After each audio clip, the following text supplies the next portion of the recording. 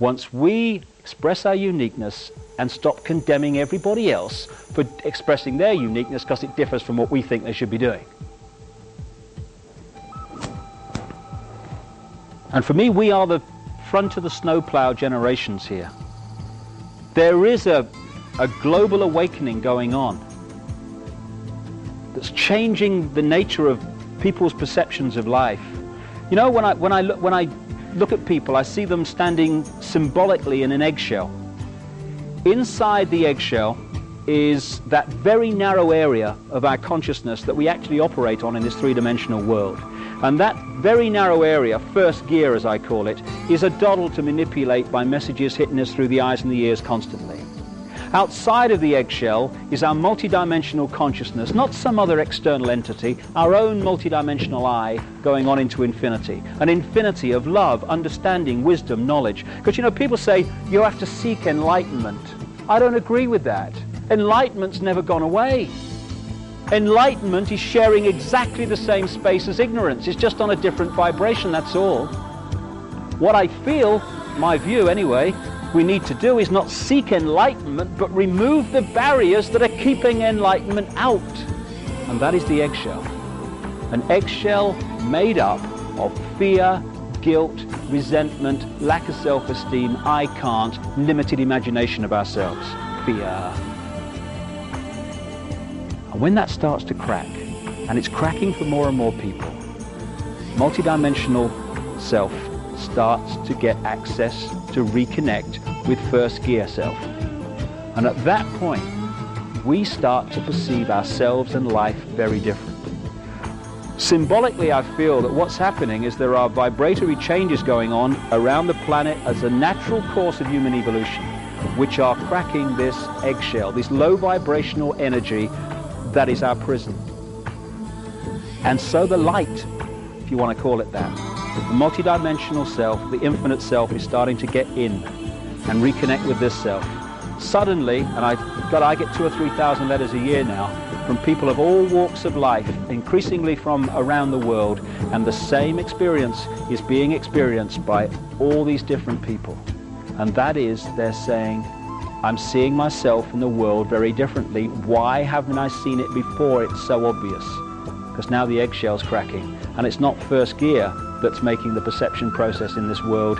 It's multidimensional self. We're becoming whole again. We're becoming what we really are, but have forgotten we are. The front of the snowplow generations are taking from our parents and grandparents, not because they're bad people, because they're just passing on their programming, we all do, which are basically about run with the herd, don't cause trouble, keep your head down, and as the Japanese have a saying, don't be the nail that stands out above the rest, because that's the first one to get hit.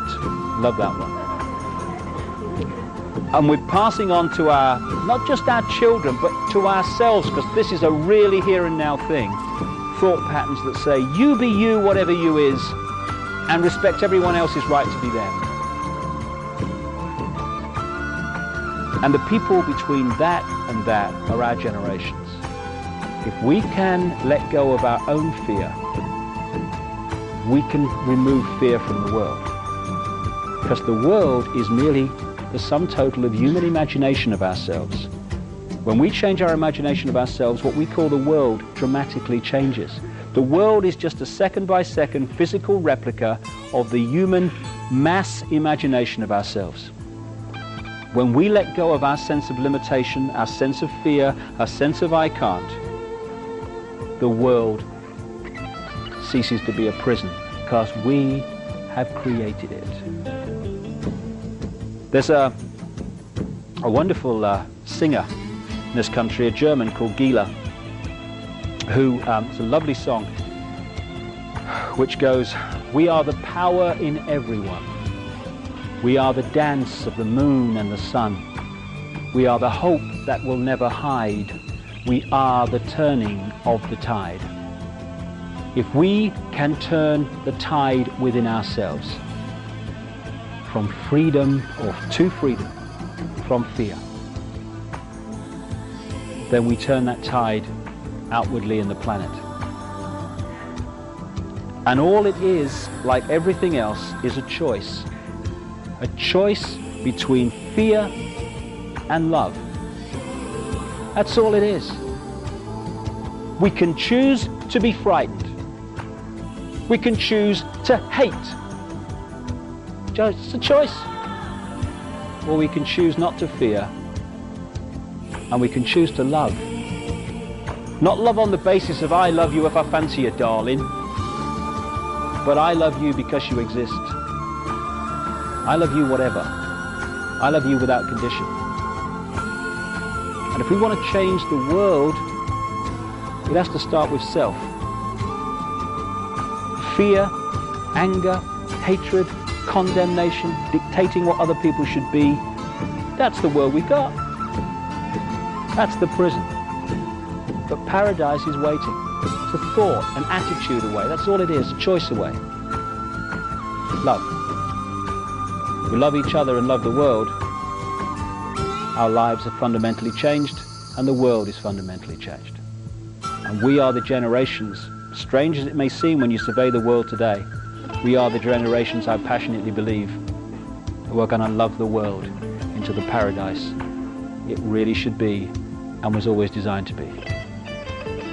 Changing the world is not something in the future anymore, or I hope it'll be better for the kids. It's here and now. We're going to see it happen. Another song,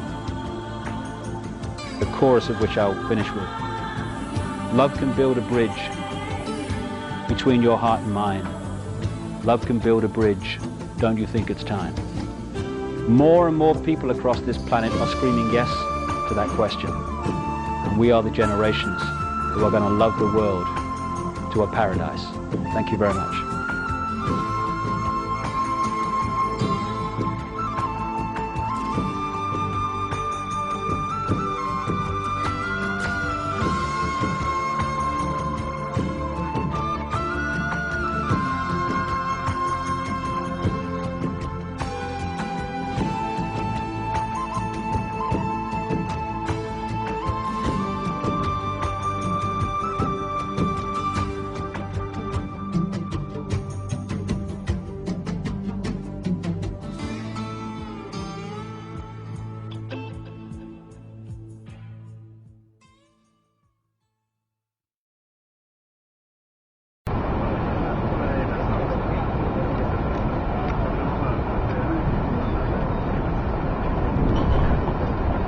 We're gonna go.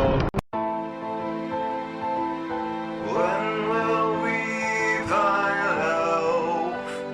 Is it really intended? Or will we just die slow?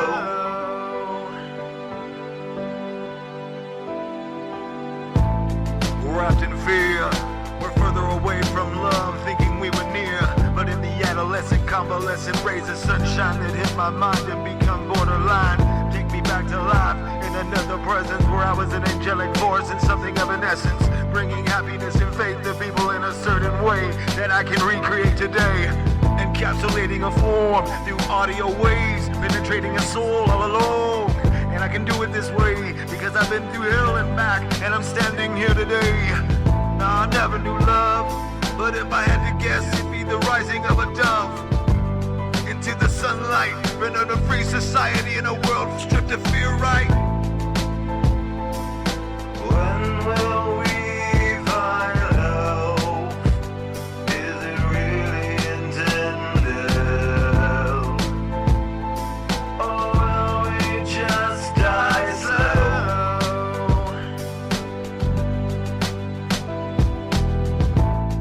Thinking of my daughter's life.